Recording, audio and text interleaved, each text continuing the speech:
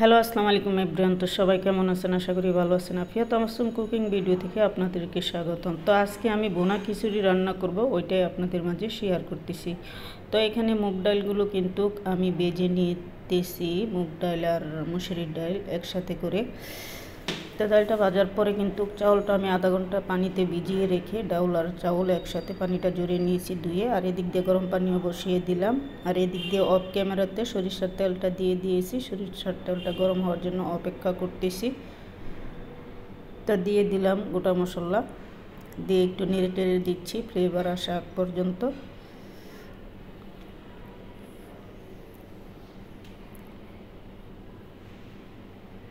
তো দিয়ে দিলাম পেঁয়াজ কুচি।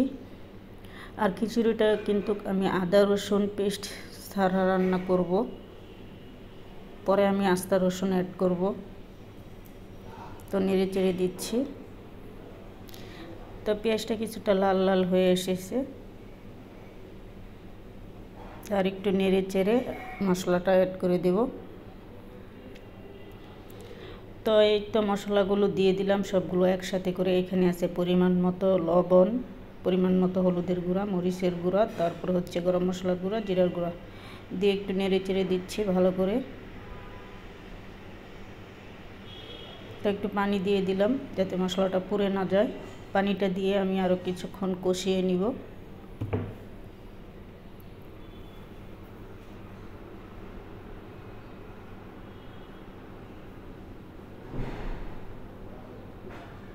তো কষানো হয়ে গেছে। অফ ক্যামেরাতেই কিন্তু আমি চাউলটা দিয়ে দিয়েছি, যেহেতু আমার এক হাতে মোবাইল আর এক হাতে চাউল দেওয়া যাবে না, এর জন্য অফ ক্যামেরাতেই চাউলটা দিয়ে একটু ভালো করে নেড়ে চেড়ে দিচ্ছি। চাউলগুলো আমি একটু ভালো করে ভেজে নিব, যত ভালো করে ভাজবেন তত কিন্তু খিচুড়িটা জর্জরে হবে। তো যেহেতু আমার এখানে অনেকগুলো চাউল, এর জন্য হয়তো এক হাতে আমি নাড়াচাড়া করতে পারি না, কিন্তু অফ ক্যামেরাতে কিন্তু আমি জাস্ট ভালো করে নেড়ে চেড়ে দিই, জাস্ট আপনাদেরকে দেখানোর জন্য একটু নেড়ে চেড়ে দেই। তাছাড়া আমি অফ ক্যামেরাতে কিন্তু ভালো করে নেড়ে চেড়ে দিই। তো ভালো করে নেড়ে চেড়ে আমি চাউলটাকে ভালো করে ভেজে নিব। তো চাউলটা কিন্তু ভাজা হয়ে গেছে, আমি গরম পানিটা দিয়ে দিলাম পরিমাণ মতো।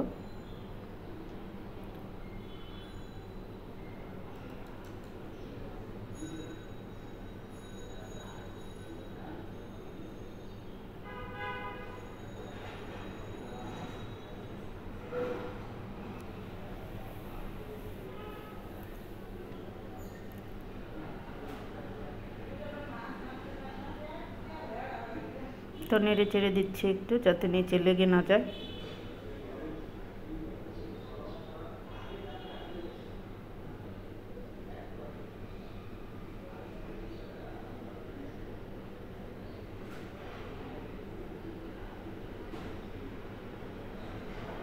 তো ঢাকনাটা দিয়ে দিলাম, ফিরে আসছি কিছুক্ষণ পর। তো দেখুন পানিটা কিন্তু কিছুটা টেনে এসেছে, তার একটু নেড়ে চেড়ে দিচ্ছি।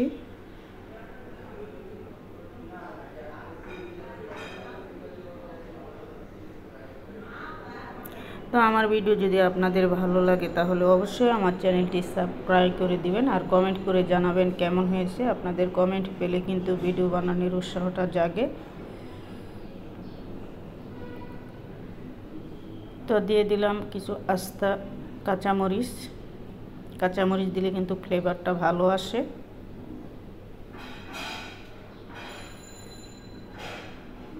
তো আবার একটু নেড়ে চেড়ে দিচ্ছি।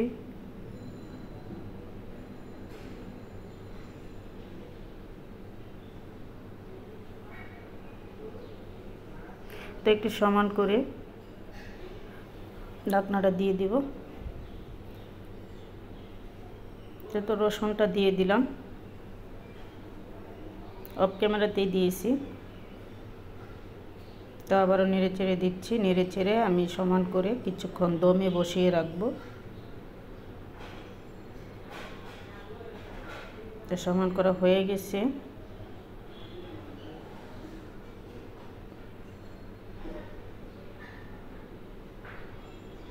তো দেখুন চুলার আঁচটা কিন্তু আমি একেবারেই কমিয়ে দিচ্ছি। তো উপরে কিন্তু আমি একটা পুতো দিয়ে দিয়েছিলাম। তো দেখি খুলে কি অবস্থা।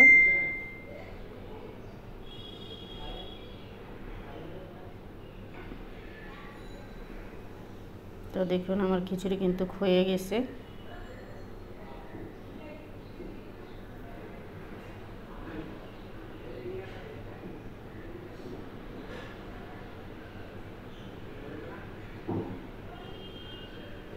দিয়ে দিব ঘি।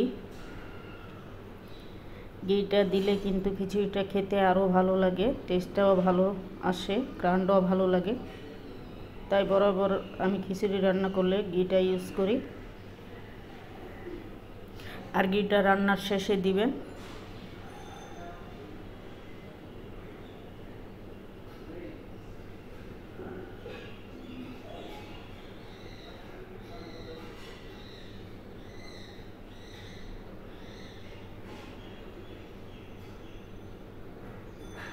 তো আবার একটু মিক্স করে নিচ্ছি।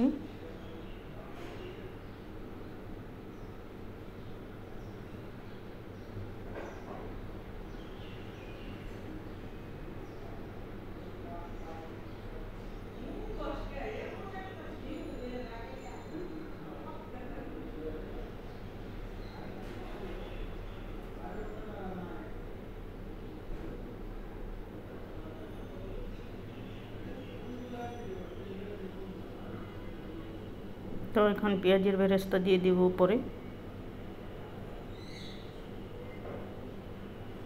আর পেঁয়াজের বেরেস্তাটাও কিন্তু আমি অফ ক্যামেরাতেই করে নিয়েছি, এমনিতেই 7 মিনিটের ভিডিও হয়ে গেছে।